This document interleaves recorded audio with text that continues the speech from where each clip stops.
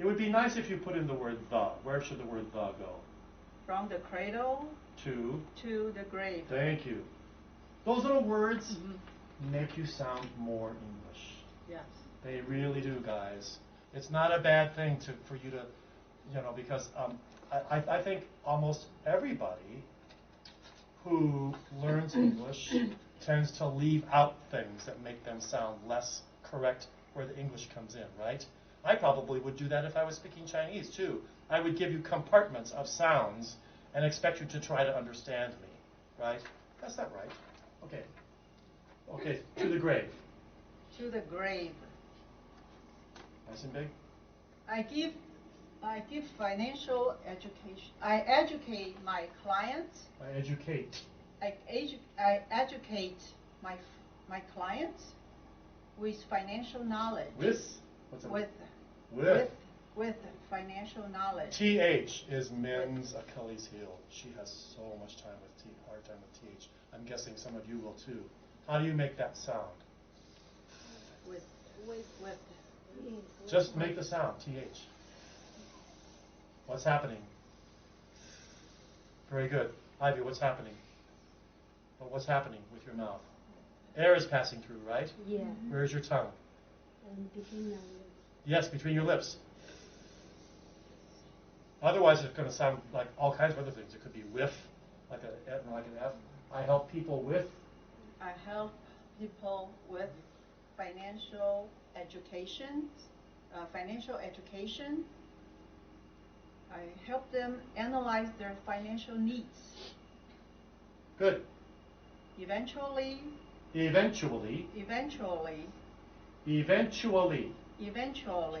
after me. Vent. Chu. Li. Eventually. Yes. So Asians tend to go eventually. Eventually. Yes, it's a multisyllabic word. We spent 20 minutes on that word with Min at her last lesson. She had a really hard time. The more syllables that there are in a word, the more you must slow down. You must slow down. You're not allowed to speed through them. That will not be good.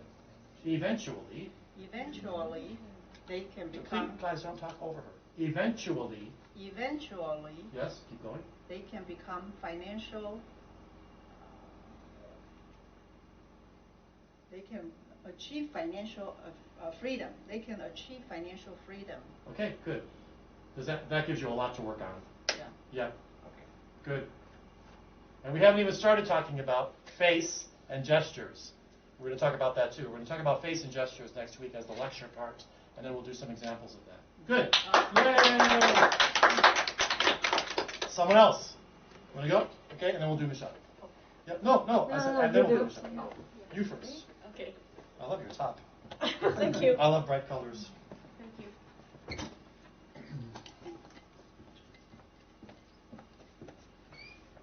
Hello. My name is Susan Wang. She asked a question, didn't she? She asked a question. She said hello. Hello. Okay, but you're not ready, are you? So I'll do it for you. You sit down.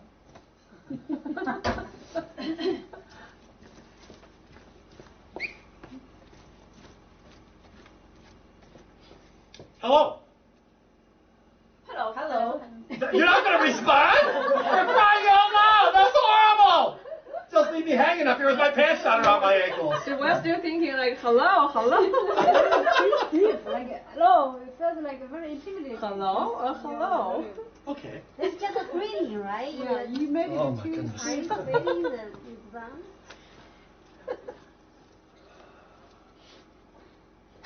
Hello.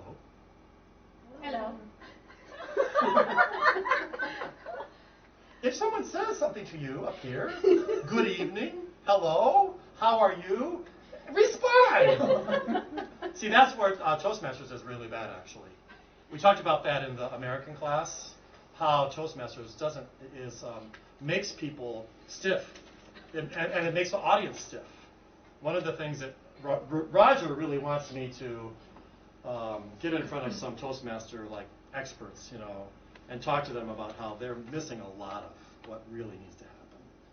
It needs to be much more, it needs to stay formal and sophisticated, but it needs to be more natural. Yeah, so I just said it needs to be more natural, and about 5 heads went up and down like this, right? Okay, so go out and do it again.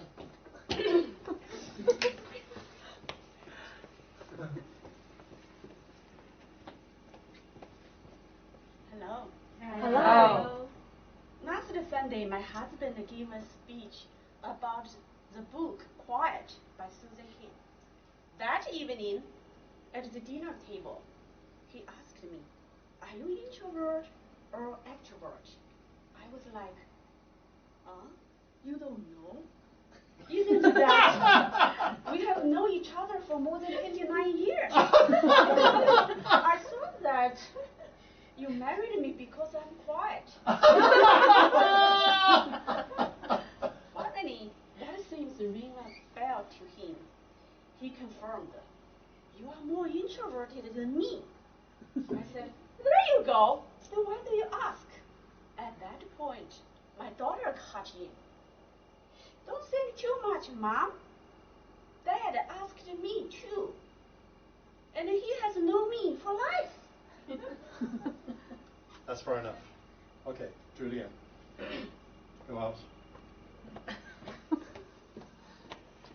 You have to be ready for audience response. You really should be expecting a response. Okay. So, all right. Stay there, and we're going to try it again. So I'm going to come in, and I don't want you to. The first time I say something, I don't want you to respond. Okay? And watch what I do. Hello. Hello. Okay? You have to be ready to ad-lib that moment. And then everybody relaxes. You relax. You seem human. Okay? So if you ask a question, how are you doing? Great. Wonderful. Are you out there? Yeah, and people laugh. Okay, so it puts everybody at ease.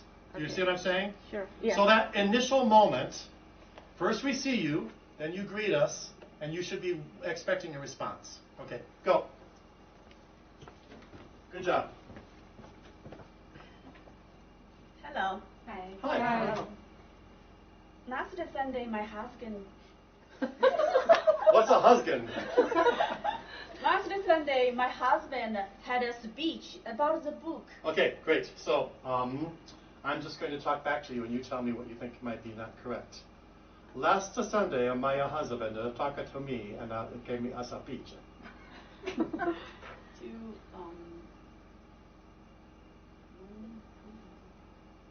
To what? Okay, you tell me what's the No. I want you to. I know you're smart, so I want you to think about what I'm doing that you know is wrong, but you're not aware of that you're doing it probably. Monotone. No.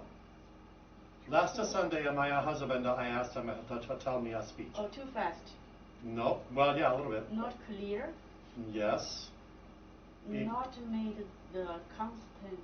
Consonants. Consonants. Okay. That's not really it. What am I doing that's wrong? Break. Huh? Break your sentence. Like you're supposed to have the one word and then, so she can break the word in the middle. Anybody else hear what I'm doing? That she's doing that's not correct. The syllables connected just not feel like English. Why? It didn't stop at the right point. Just feel like, I don't know how to articulate that, but just doesn't feel right. Okay, say your first sentence again. Last, whatever it was. Last Sunday, my husband had a speech. Okay, last Sunday, my husband had a. What am I doing? Last Sunday, my No husband. pause. No any pause. cut. Yes. No any cut. No any. Nobody hears anything else in the way I am talking? There's an extra word. There's all kinds of extra stuff. Yeah. It's very much an Asian trait. So you're adding the word all over the place. Last Sunday, my husband. Hear that? So, slow down. Did you hear it? Yeah. Yeah. Yes. You are not a bad person. You are a really good person. Okay? So, but this is really cuts to the core of how you talk English. You don't do that in Chinese. I'm sure you don't add syllables to words, right? So, last Sunday, my husband had a speech about the book Quiet. Very good. So what did she have to do to get rid of all the syllables? She had to slow down. Yeah.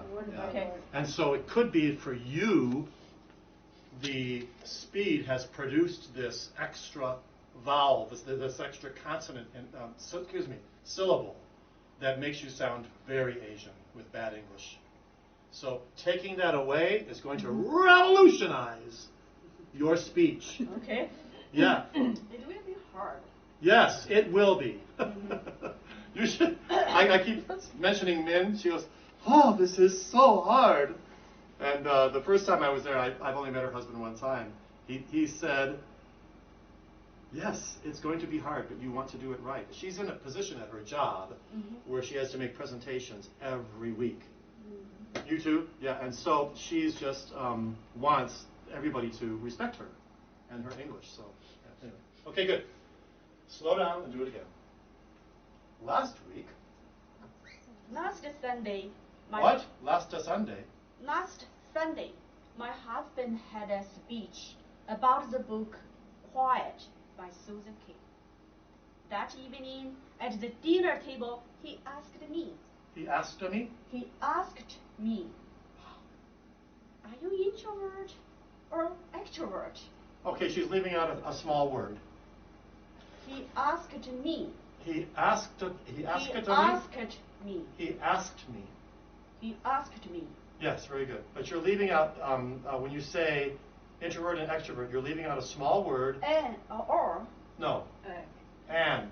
Are Are you you an? Are you an introvert or an extrovert? Okay, or an extrovert. So Okay. when a word begins with a vowel, this is where English gets really sticky, right? When a word begins with a vowel, you can't say a. Are you a extrovert or a introvert? Or are It's you an. And. And without the D. Are you an extrovert or an introvert? An. Yes, A-N. Yeah. Try it. He asked me. He asked me, "Are you an introvert or extrovert?" Or an extrovert. Or an extrovert. Okay, does everybody get that? So you have to be careful when you use the word a and an when it's a directive word toward another subject in the sentence. If the word begins with a vowel, it's an. If it begins with a consonant, it's a. Are you a tree or a sidewalk? Are you an owl or an orphan?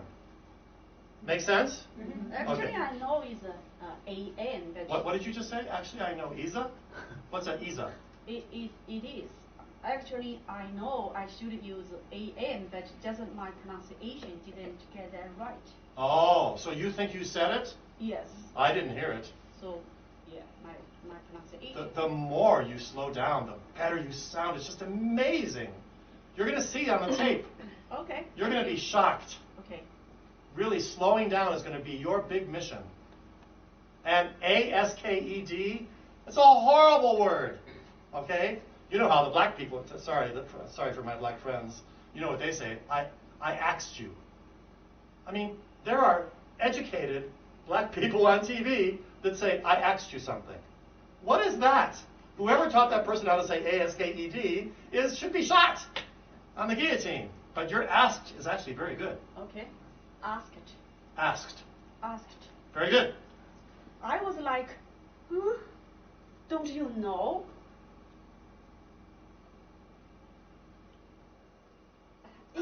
How about let's try, do you not know? Do you not know? Do you not know? Do you not know?